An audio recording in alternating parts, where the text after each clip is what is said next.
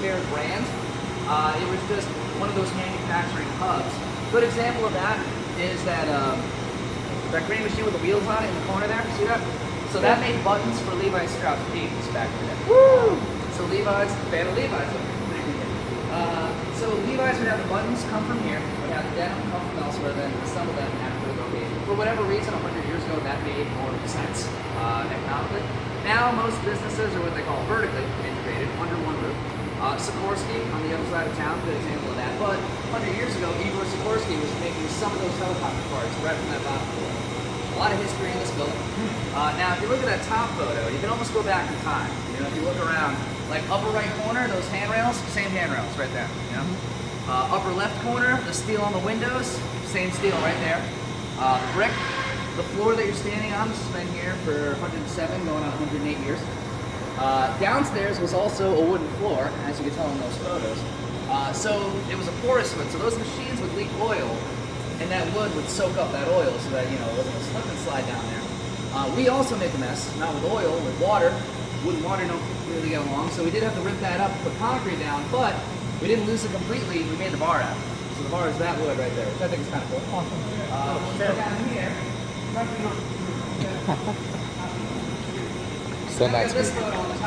Because I'm recording the tour. Right. So that was taken in around 2012. So U.S. Baird was here from 1911 to 2006. Pretty decent run.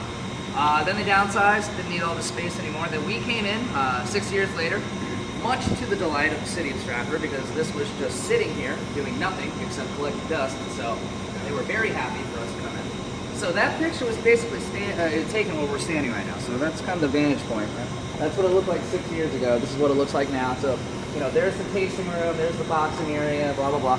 We're actually going to get a better view. We're going to go out on that little deck there. On the lounge. Yep.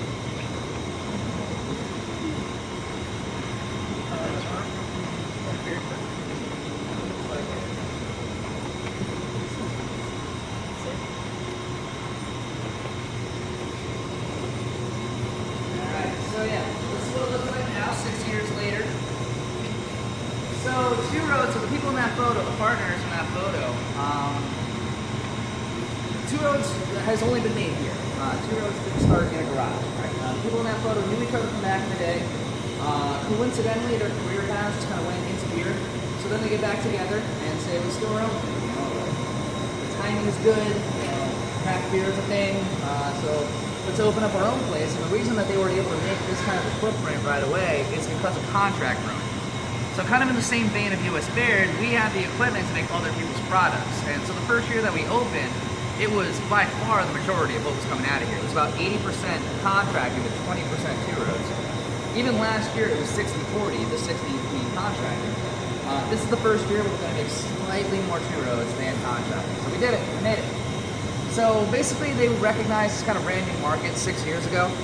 By the way, Tuesday is our 6-year anniversary. Come on down for that, it's going to be a blast.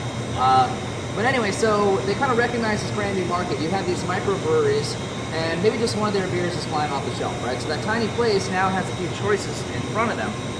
One, they do nothing. And, you know, you're going to have that kind of fervor for the beer. It's like, ooh, it's hard to find, it must be good. But eventually you just reach that wall where if you made more beer, people would buy it, and therefore you make more money. So then your second option is to increase your entire production line just for one beer. You know, bigger tanks, bigger warehouse space, this, that, and the other. Or your third option is to contract out to somebody who already has that tank space. So that was the gamble.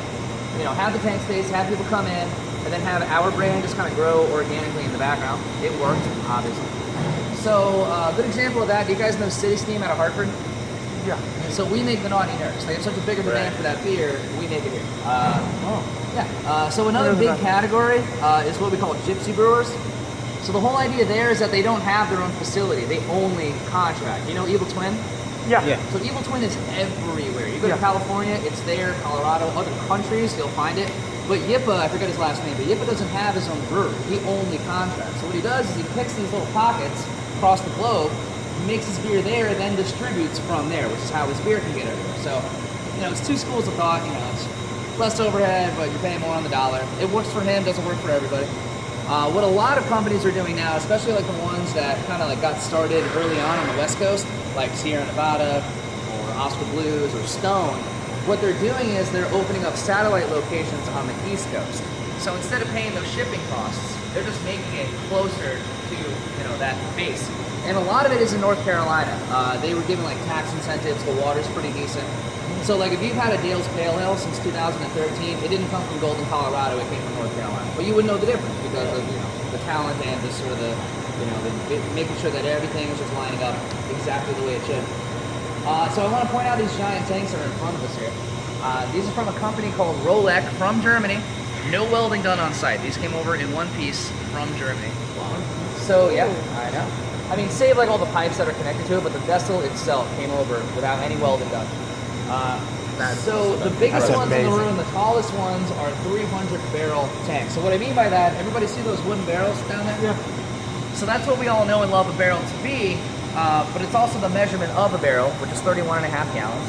So your typical keg is a half barrel, or the skinny ones we call them logs, that's a sixth of a barrel. So 6 of those fit in there, 2 of the regular ones fit in there, and then 300 of those fit in that tank right there. And we do actually have bigger tanks. Wow. This is crazy. Wow. You can. I don't think people would like that taste. No, just buy all the Unfortunately, this time of the year, it gets a little too dark to see, but if you try, you feel free to get in here. Honestly, you really can't see it. So the tanks that were outside when we drove in. Yeah. So if you parked on this side, those are 600 barrel tanks, so double the capacity of those right there. A lot of beer. I did the math the other day. You're looking at 151,200 pints in each one of those tanks. So, wow. Hey Johnny, you're up. Oh man. I couldn't drink that much, dude. So, 4 ingredients to every beer you've ever had. You can have more, but you can't have less. Anybody know what they are? Water, malt, Water, hops, malt, yeast. hops, and yeast. Boom. There they are. So in this order, malt, water, hops, yeast. Now you got a beer. So it all starts with malt. It's gone through a malt room. It's nice and cold.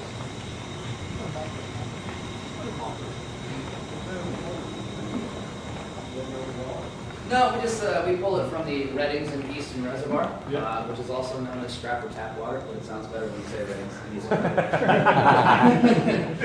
Eastern. So what we mean by malt, you can have malted barley, that's what we use the most. You can also have malted wheat, malted oats. You can pretty much malt any cereal grain. So what that means is taking that grain, taking the seeds of that grain, and allowing them to sprout just a little bit. You just want the husk of that seed to open up, and that converts the sugars in that seed into fermentable sugars, something for yeast to actually eat and make ethanol out of. So if you try to make a beer just out of raw barley seeds, you're going to have sugar water and dead yeast. You're not going to have beer. So germinated cereal grains is kind of the best way I can. What's that?